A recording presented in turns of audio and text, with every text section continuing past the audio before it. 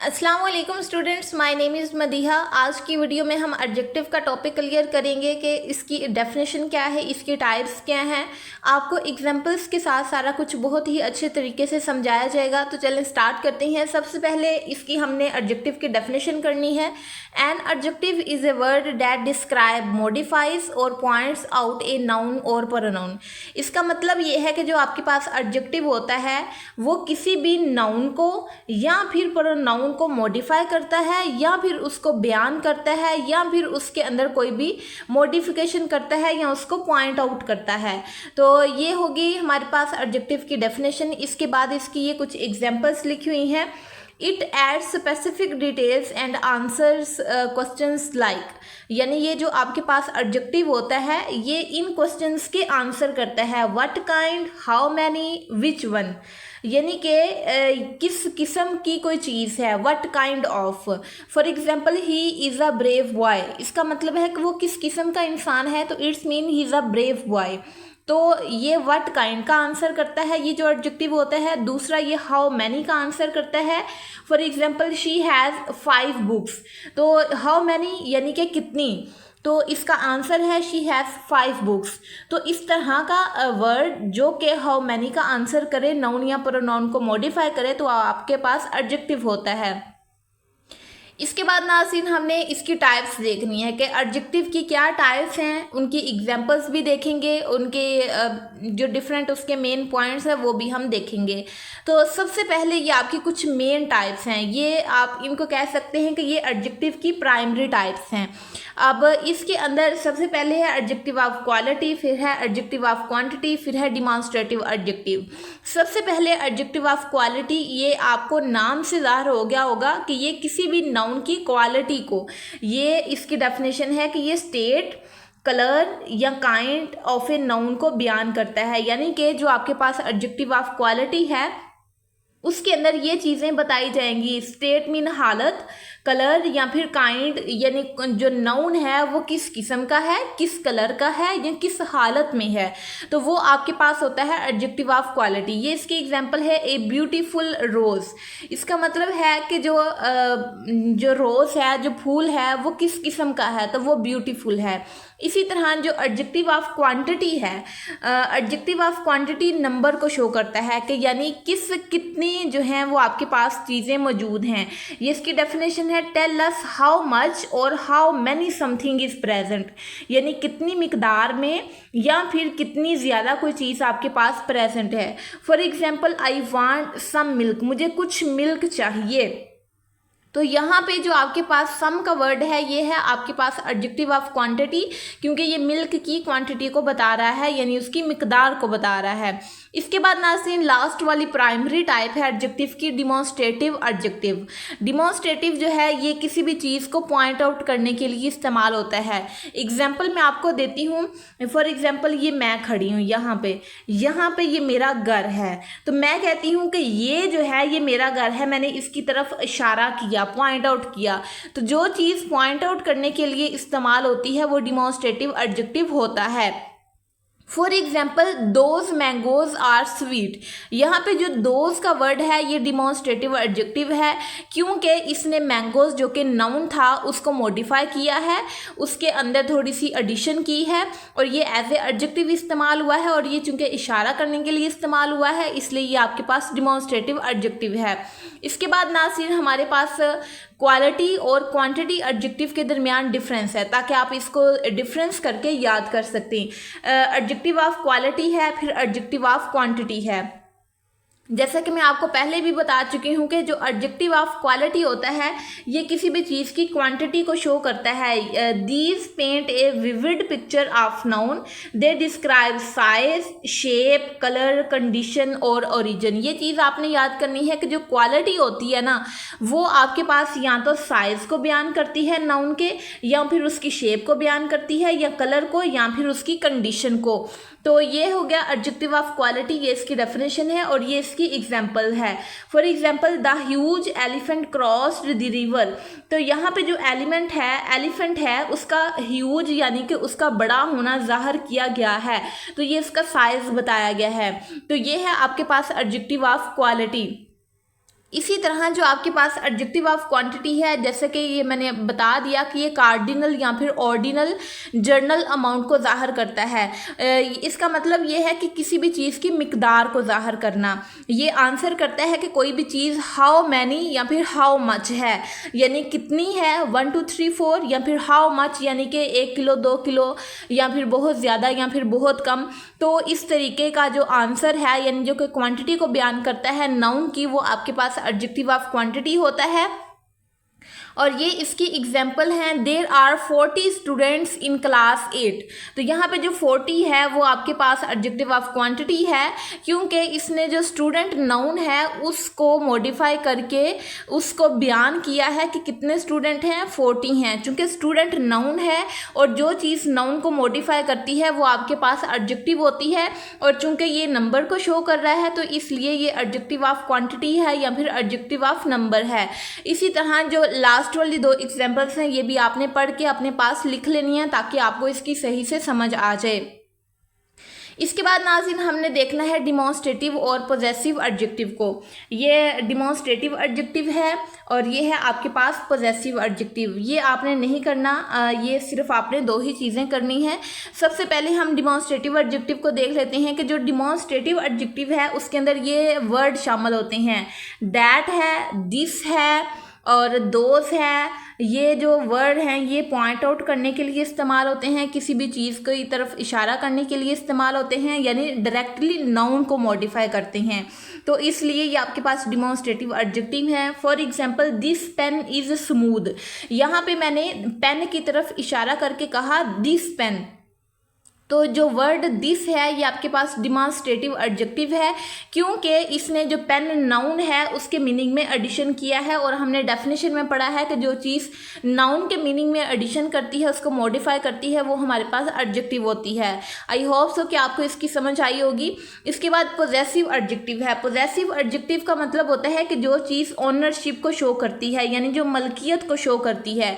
एक तो इसके अंदर ये होना चाहिए कि कोई चीज़ मलकियत को शो करे, दूसरी चीज़ अगर वो एडजेक्टिव है किसी नाउन की मलकियत को शो कर रही है तो वो आपके पास पॉजेसिव एडजेक्टिव होगा। और ये वर्ड्स हैं जो कि पॉजेसिव एडजेक्टिव के तौर पे इस्तेमाल होते हैं, माय है, योर है, हिज है, हर है, इट्स है, ओवर है और देयर है। ये जो वर्ड्स हैं यानी इस तरह के वर्ड, और भी इस तरह के वर्ड्स हो सकते हैं, लेकिन ये जो है पॉजेसिव एडजेक्टिव के तौर पे इस्तेमाल होते हैं। अब ये प्रोनाउन के तौर पे भी इस्तेमाल होते हैं, लेकिन आपने क्या करना है, डिफरेंस देखना है। अगर तो ये वर्ड नाउन को मॉडिफाई कर रहे हैं, यानी नाउन के बारे में बता रहे हैं, नाउन के बारे में एडिशन कर रहे हैं, तो वो एडजेक्टिव होंगे। अगर ये वर्ड नाउन को रिप्लेस कर रही हैं, तो हमने पिछली वीडियो में देखा कि अगर कोई चीज़ नाउन को रिप्लेस करती है तो वो हमारे पास प्रोनाउन होती है। तो अगर ये प्रोनाउन के तौर पे इस्तेमाल हुए हैं, यानी नाउन को पूरा का पूरा चेंज कर रही हैं, उसकी जगह ले रही हैं, तो ये प्रोनाउन होंगे। अगर ये नाउन के मीनिंग में एडिशन कर रही हैं, नाउन को मॉडिफाई कर रही हैं, तो ये आपके पास एडजेक्टिव होंगे। और ये इसके आपके पास एग्जाम्पल है, where is your English textbook. यहाँ पे जो योर है ये प्रोनाउन नहीं है, यहाँ पे ये पॉजेसिव एडजेक्टिव है, क्योंकि योर इंग्लिश टेक्स्ट बुक यानी आपकी इंग्लिश की टेक्स्ट बुक कहाँ है, तो इट्स मीन कि ये मलकियत को शो कर रहा है, ऑनरशिप को शो कर रहा है, तो ये पॉजेसिव एडजेक्टिव होगा। आई होप सो कि आपको इसकी समझ आ गई होगी। इसके बाद हमने देखना है इंटेरोगेटिव एंड प्रॉपर एडजेक्टिव को। इंटेरोगेटिव एडजेक्टिव आपको वर्ड से ही पढ़ के समझ लगी होगी कि जो सवाल पूछने के लिए इस्तेमाल होता है एडजेक्टिव, वो इंटेरोगेटिव एडजेक्टिव होता है। और हुज हो गया, व्हाट हो गया, विच हो गया, ये आपके पास प्राइमरी इंटेरोगेटिव एडजेक्टिव्स हैं और ये सवाल पूछने के लिए इस्तेमाल होती हैं। For example whose project is on the table, ये एग्जाम्पल लिखी हुई है, हुज प्रोजेक्ट, किसका प्रोजेक्ट टेबल के ऊपर पड़ा हुआ है।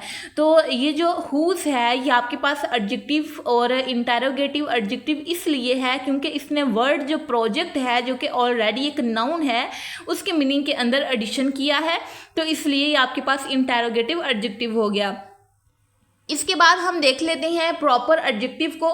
प्रॉपर एडजेक्टिव जैसे कि हमने नाउन के अंदर भी पढ़ा था कि प्रॉपर नाउन वो होता है जो कि स्पेसिफिक चीज़ का नाम होता है, तो इसी तरह जो प्रॉपर एडजेक्टिव है वो होगा जो कि प्रॉपर नाउन से बना होगा, यानी ऐसा एडजेक्टिव जो प्रॉपर नाउन से बनेगा वो प्रॉपर एडजेक्टिव होगा और ये हमेशा कैपिटल लेटर से स्टार्ट होगा।